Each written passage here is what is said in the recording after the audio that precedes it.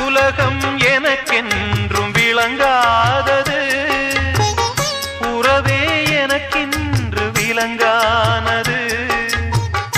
அடடா முந்தானை சிறையானது, இதுவே என் வாழ்வில் முறையானது.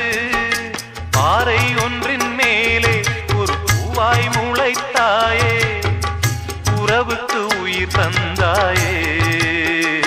நானே எனக்கு நண்பன் இல்லையே, உன்னால் ஒரு சொந்தம் வந்ததே.